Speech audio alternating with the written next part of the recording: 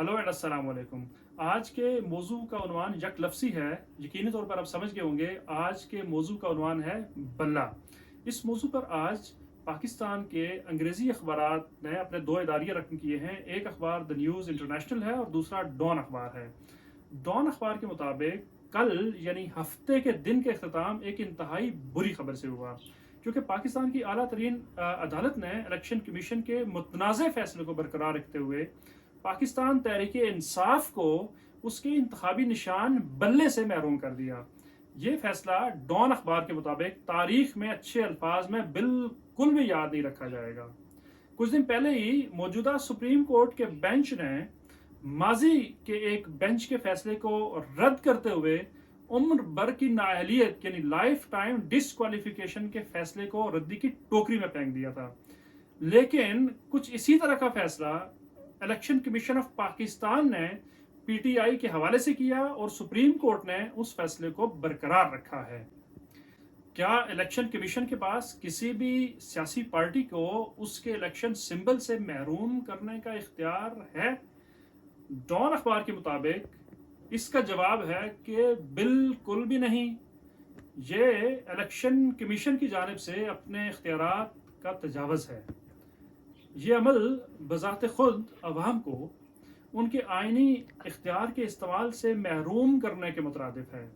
अवाम को अपनी पसंदीदा सियासी पार्टी और अपने पसंदीदा सियासी लीडर्स को मुंतखब करना और उन्हें वोट देना, उन्हें यह हक आईने पाकिस्तान देता है। इससे यह भी साबित होता है कि सियासी पार्टी को सियासी अमल के जरिए नहीं बल्कि टेक्निकल ग्राउंड्स या तकनीकी बुनियादों पर मैदान सियासत से बाहर रखने की कोशिश की जा रही है। इस अमल से अखबार के मुताबिक पूरे इलेक्शन का जो प्रोसेस है और जो इलेक्शन का अमल है उस पर सवालिया निशान उठना शुरू हो गए हैं। सबसे बड़ा सवाल यह है कि क्या ये इलेक्शन साफ, शफाफ और गैर जानबदार होंगे?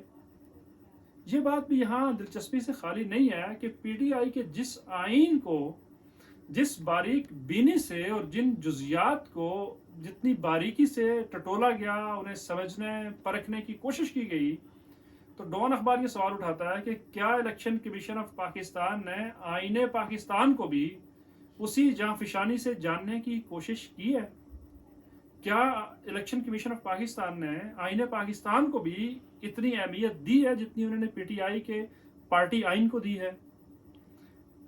अब पीटीआई के पास ऑप्शंस क्या है? एक, पीटीआई रिव्यू पिटीशन में जाए और यकीनी तौर पर वो रिव्यू पिटीशन में जाएंगे।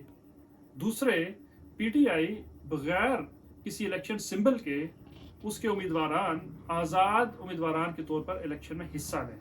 द न्यूज़ इंटरनेशनल के इदारे के मुताबिक आईने पाकिस्तान की दफ़ा 17(2) के तहत कोई भी शख्स सियासी पार्टी कायम कर सकता है, सियासी जमात कायम कर सकता है। बहुत सारे कानूनी माहिरीन के मुताबिक कानून इलेक्शन कमीशन को कतई तौर पर किसी भी सियासी जमात को उसके सियासी सिंबल से या इलेक्शन सिंबल से महरूम करने का इख्तियार नहीं देता। बिलखुसूस इंट्रा पार्टी इलेक्शंस के हवाले से तो किसी तरह का कानूनी इख्तियार पीसीपी के पास बिल्कुल भी नहीं है। पीटीआई नजरियाती और पीटीआई के दरमियान प्लान बी को रोकना और प्रेशर टैक्टिक्स के जरिए पीटीआई को ज़बरदस्ती आज़ाद करना लेवल प्लेइंग फील्ड के ज़मरे में बिल्कुल भी नहीं आता।